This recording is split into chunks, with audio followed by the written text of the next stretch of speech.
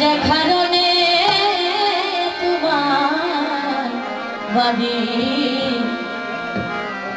আধম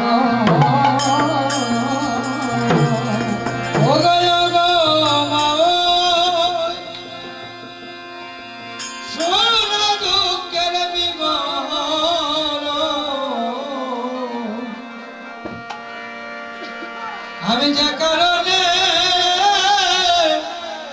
তোমার বাড়ি আমার আগমন আরে ওই গো শোনো দুঃখের বিবরণ আমি যে কারণে তোমার বাড়ি আগমন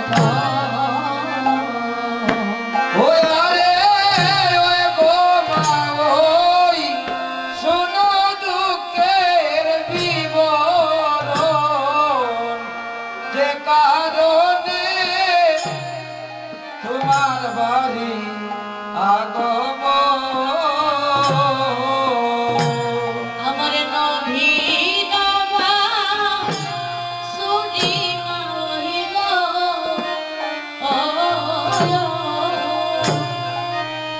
নবীন বাছুরি মালইল ও গো মালো আমি হারাইয়াছি গহিনী ও হারাইয়াছি গহীন মন যে কারণে তোমার বাড়ি আগমনে ওই আরে ওই মা শুনো দুঃখের বিবরণ যে কারণে তোমার বাড়ি আগমন হারাই নবীনে বাছুরি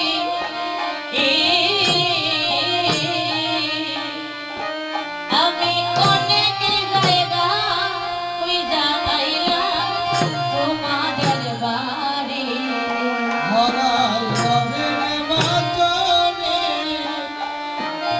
আমি অনেক জায়গা খুঁজা পাইলাম তোমাদের বাড়ি ও হারাই নবীনে বাছুরি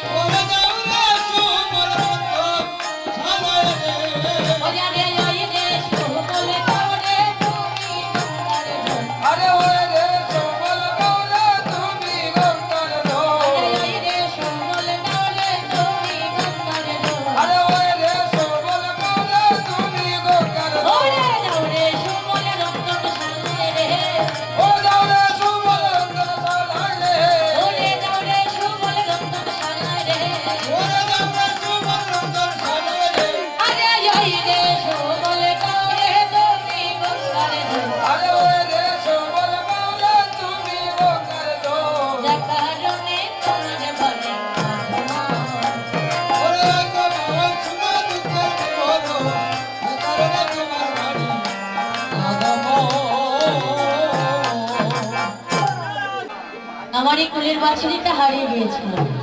অনেক অনেক জায়গা ঘুরে এসেছি কিন্তু পাইনি। তো তোমাদের মহলের দিকে যাচ্ছিলাম, তো দেখি মহলের সম্মুখে বাছুরিটা দাঁড়িয়ে আছে। অনেক জায়গা ঘুরেছি তো প্রচন্ড রোদের মধ্যে খুব জল পিপাসা হয়েছিল। তো মনে মনে ভাবলাম নিকটে যখন বোনের বাড়ি তো একটু জল খেয়ে যাই, এই জন্য এসে গেলাম। জটিলা বুড়ি বললো বাবাড়ি এসেছে সত্য, তুই যে শোভন কিন্তু আমি জানি না। দেখি বাবা, আমার মনে অন্য কাউকে নিয়ে ভাবনা ছিল। সুবল বলল মহিমা এমন সময় কে আসে যাকে দেখলে গালমন্দ করতে হয়। জটিলা বুড়ি বলল বাবারে, এই মহলের ভিতরে তেমন একটা সুখে নয় আমি, একজনের জন্য বড় দুঃখে আছি। তো সে জানিস কে? ওই নন্দের সুন্দর চিকন কালী, যার নাম কৃষ্ণ। যখন তখন বেশ ধারণ করে ছুটে আসে আমার ঘরে আমার বধূর সঙ্গে প্রেম করার জন্য। দেখি দেখি বাবা, আমি ওই কৃষ্ণ মনে করে তোকে এইসব গালমন্দ করেছি, তুই যে সুবল আমি কিন্তু জানি না। তাই বাবা এইসব কথা তোর মায়ের কাছে বলবে না। তো জল খেতে এসেছি, জল খেয়ে যা। জটিলার আদেশ পেয়ে যখন গিয়েছি রাধা রানীর গোছারি, সেখানে গিয়ে দেখতে পাই রাইতনি আমার নন্দন করছে। যখনই কটিল সবল গেল রাধার কাছে, কটিল আর কটিল মতি মনে মনে ভাবছে তারা ভাই বোন দুজন মিলে কৃষ্ণ কথা বলে কি না আজ আমি নিজ কানে শুনে আসব। আড়ালে লুকিয়ে আছে। রাধা রানী বললো সবল কুশল বলবো নে। সবলে বললো রাধে লক্ষণ ভালো নয়, লক্ষণ ভালো নয়, লক্ষণে ভালো নয়, লক্ষণ ভালো নয়, শোনো শোনো ইয়াগো রাধে লক্ষণ ভালো নয়। রসনায় অপরাধে লক্ষণ ভালো নয়। রাধে লক্ষণ ভালো নয়। কটিল আরাম থেকে শুনতে পায় লক্ষণের কথা। তো মনে মনে ভাবছে তারা ভাই বোন দুজন মিলিত হয়ে রাম লক্ষণের গল্প করছে। আচ্ছা বাবা আমি এখানে থেকে কি করবো, এই বলে চলে গেল কটিল। তো বললো লক্ষণ কোন লক্ষণ? রামের ভাই লক্ষণ। কিন্তু না, বললো রাধে তোমার গোবিন্দের লক্ষণ বেশ ভালো নয়, কারণ আমি ডেকে আসলাম গোবিন্দ রাধা বলি রাধা কণ্ডতিনী ধরনী লোটাচ্ছে, তাই গোবিন্দ পাঠিয়ে দিয়েছে তোমাকে নেবার জন্য কণ্ডতিনী। রাধা রানী দেখে বললো ঐশ্বর্য বই পরাণে রে শুভ একই অপরূপ দেখা সুবলে তাহলে কি মনে আছে রে কেমনে মনে তোমার পরম সখা। শোকা যখন হইতে শিকার সহিতে বাজিল মোহন বেদু বেরো পথের আপদ মনের বিপদ বিপদ ভাবিতে ভাবিতে মরিব। হয় না কামনা করিয়া ডুবিয়া মরিব করিব ভয়বরে তোদের মতো সখা। দীনবন্ধু বলে সহচর হইলে সত্তরে পাইবে স্বামীর রাইদনি বলল হরি বল আমার সময় সংকীর্ণ, তাই আমার সময়টা শেষ হয়ে গিয়েছে, প্রায় মনে হয় 5 মিনিট বাকি আছে। এর মধ্যে কিন্তু অনেক পদ আছে, কণ্ডতির মধ্যে অনেক পদ আছে, আমি কিন্তু চলে যাচ্ছি। আপনাদের সন্তান মনে করে কারো ছোট বোন মনে করে ক্ষমা সুন্দর দৃষ্টিতে দেখবেন। সুবল বলল রাই ভাবনার কিছু নয়, সঙ্গেতে আছি মোরা আমি। তো যদি তুমি রাকালে বেশ ধারণ করো তাহলে আজ গোবিন্দ দেখা পাবে। তো বিলম্ব না করি আমার বেশ তুমি নাও, তোমার বেশ আমাকে দাও। আমি হব রাধা, তুমি হবে সুবল। এই বেশে তুমি চলে যাবে কণ্ডতিনি, গোবিন্দ সঙ্গী হবে তোমার মিলন। তাই এবার সুবল হলো রাধা, রাধা হলো সুবল। রাধা রানী সুবলের বেশ ধারণ করে বলল সুবলেরই আমার তো যাওয়া হবে না। বলল কেন রাধে? আমি যে নারী, যখন আমি গড়ির বাইর হইব তো লোকে দেখলে আমাকে চিনতে পারবে। বলল রাধে কেন? আমার যে দুটো পয়দর, সেই দুটো পয়দর কি দিয়ে লোকাবো? সুবলের কোলে যে নবীর বাছুরি ছিল, বাছুরি আলিদনি পয়দরে লোকাইল।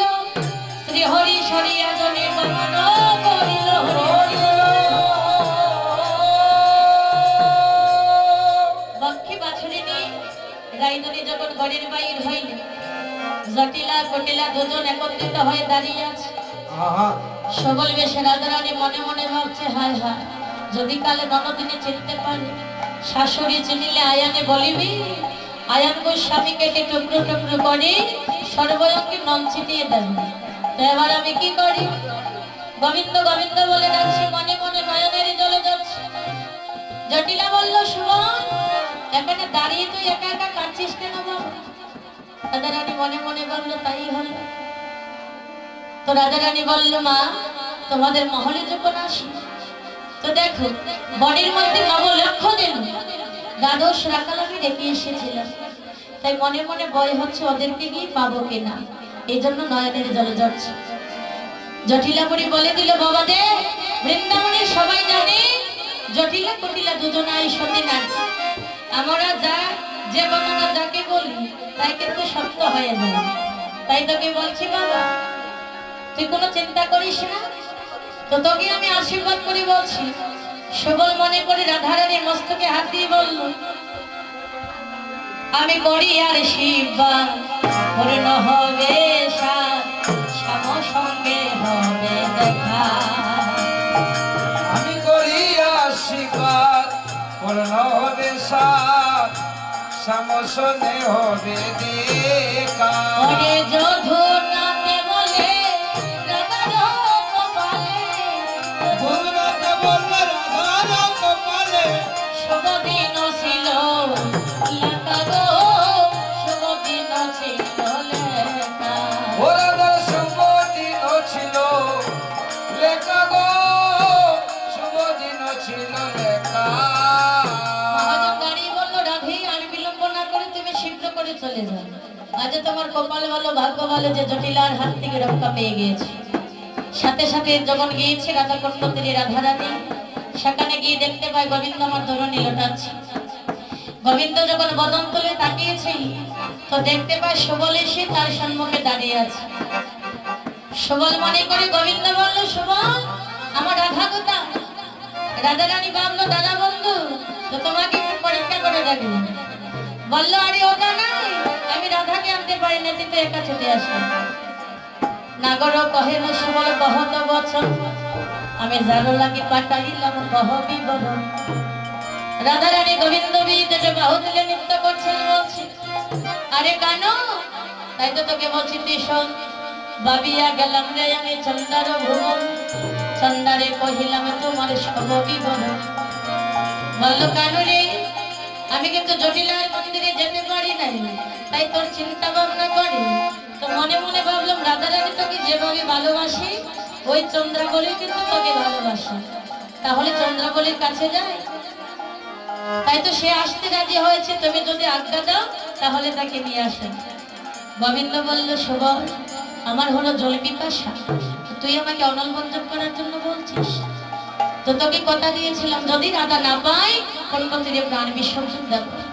তবে হ্যারি, আমি সত্যি সত্যি প্রাণ বিসর্জন দেব। গোবিন্দের মাথার চূড়া, হাতের মরলি, ছোড়া ধরা বাসি যাচ্ছে, সবই কিছু হাতিয়ে নে।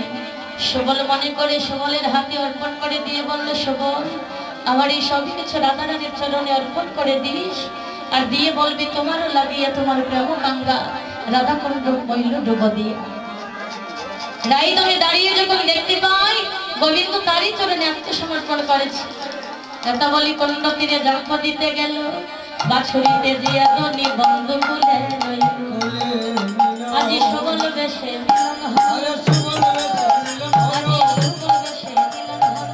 সুবল বেশে মিলন হলো। সবে দেবানন্দে হরি বল, হরি বল, সুবল বেশে মিলন হলো। হরি বল, হরি বল, হরি বল। হরি বল, হরি বল, হরি বল।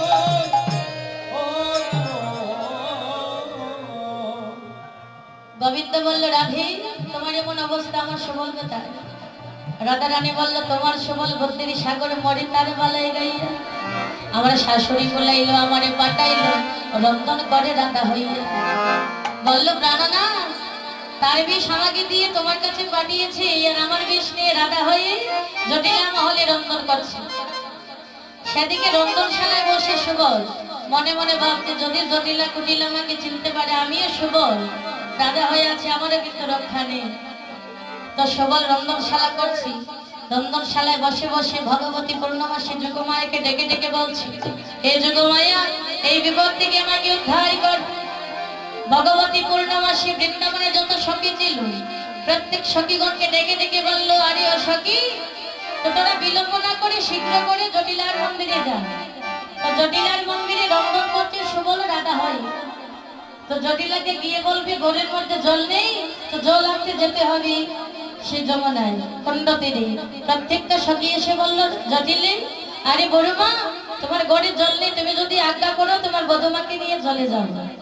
জটিলা বলে দিল, যমুনারে জলে যাও। জটিলা কহিলা, এতে ছাতুরি করি বাহির হইলা। যখন রাধাকুণ্ড তীরে গিয়েছে, সবল সখীগণ মিলিত হয়ে রাধা গোবিন্দের যুগল রূপ নয়নে দর্শন করে। কেউ হরিধ্বনি করছে, কেউ হলুধ্বনি করছে, কেউ মনের আনন্দে গানে করছে, বলছে, মিলনে হইল মিলনে হইল গো।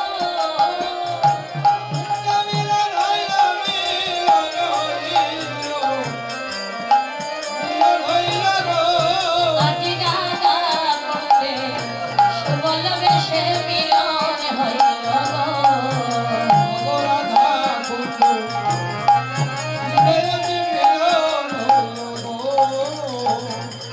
রাধা গোবিন্দের মিলন নয়নে দর্শন করবে। তো সবল বলল, রাধে, আমার বেশ আমাকে দাও। তুমি তোমার বেশ নিয়ে শীঘ্র করে কুণ্ডের জল নিয়ে ফিরে যাও গৃহে। তো আপনার নীল শাড়ি পরে নিজ অঙ্গে সবে সখীগণকে সঙ্গে করে নিয়ে রাধারানী গড়ে গমন করলেন। আদি রাধা রানী গৃহে গেল, প্রেমানন্দে হরি হরি বল। রাধারানী গৃহে প্রেমানন্দে হরি হরি বল, হরি বল, হরি বল, হরি বল।